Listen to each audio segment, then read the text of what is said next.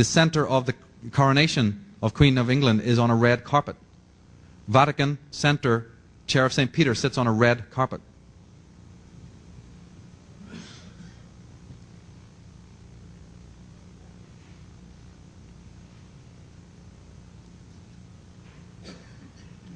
The letter E is very important. We'll come to letters a little bit later on, but the letter I want to stress to you right now, as in usage, is the letter E. It's the fifth letter of our alphabet, because in ancient occultism, and even in modern occultism, E is very important because it represents the fifth essence, or the quintessence.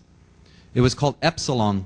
In Greek, the letter E is called epsilon, and it represents a spiritual power of transcendence, the number 5. So you will always find something in a corporate logo that will tweak the E for a reason. See that? It'll always be highlighted in some way, or separated in some way, or dropped in some way. Here you see the serpent of Intel? The serpent with the eye? Enron, yeah, good. I think I have one on Enron. Yeah, there you go.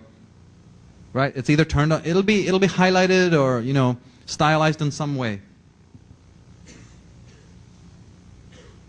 Pyramids. The number 5.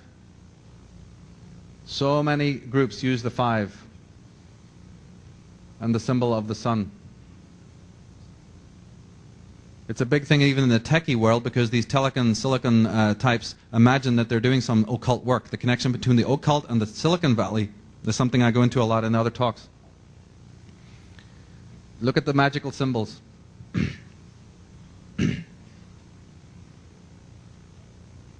Opening doors into the intelligence, the technological world. The portal of the door is very important in Freemasonry. They talk about the porch.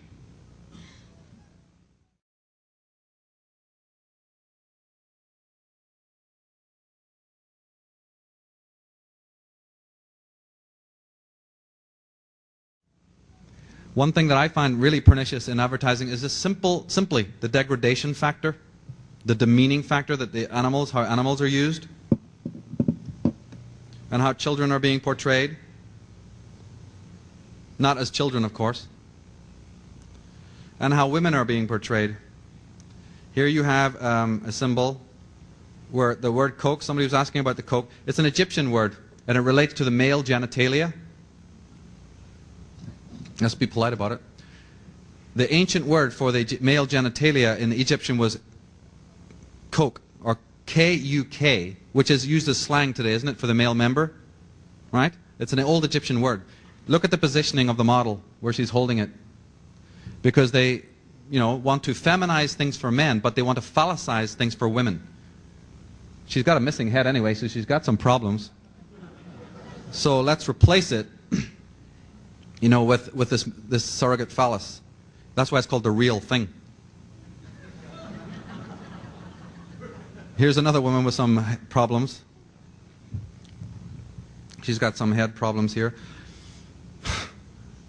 This word is interesting. The company's name is, CTEX. Cetus is the Latin word for the vagina.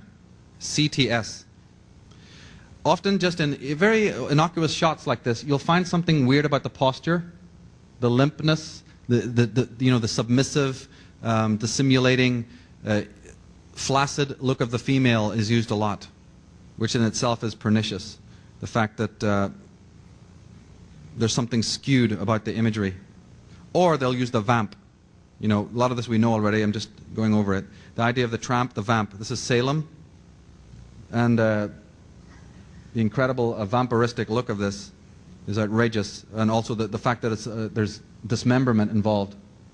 And then we wonder why there's serial killers running the streets who are only too happy to tell you in court, I hear voices, I'm possessed, I can't help it, something's talking to me. Yeah, they've been telling you, why don't you listen? Who are the guilty ones? Question of gender has been exploited greatly.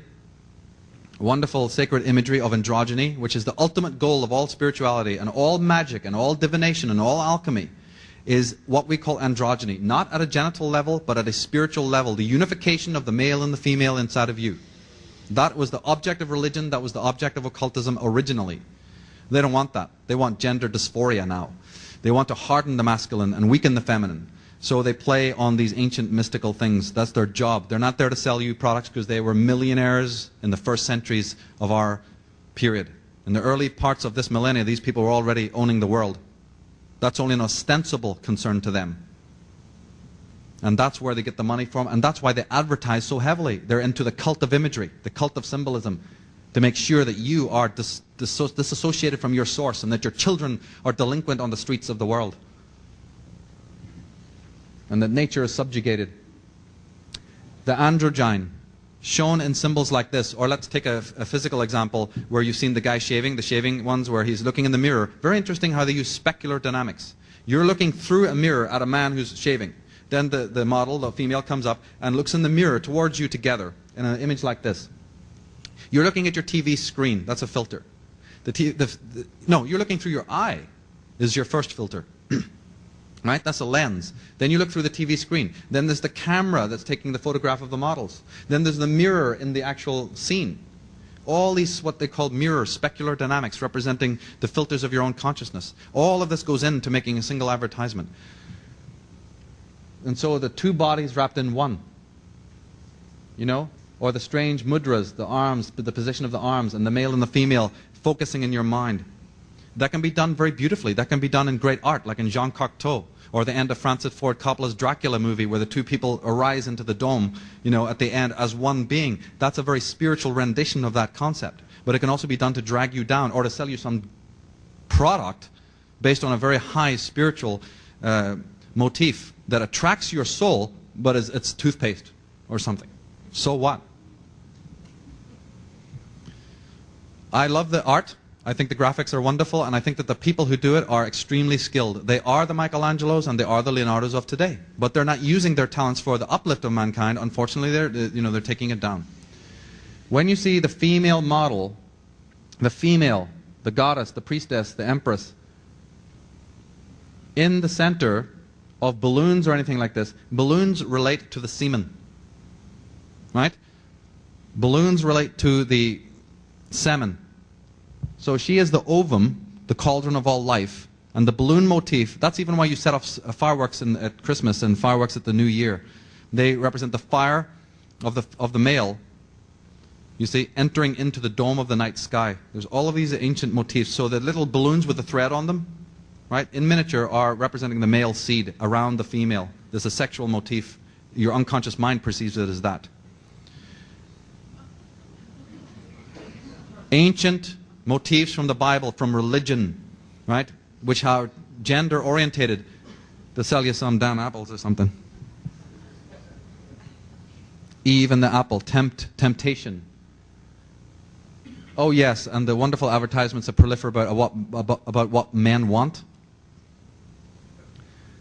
Okay, Chanel for men. Here is the vesica, the opening of the female, and the C, the two C's of Chanel is 33. Right, the third letter of the alphabet, 33. There's a lot of symbolism in here. And the female opening.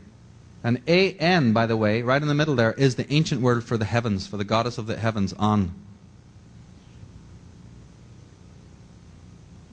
Look at the positioning.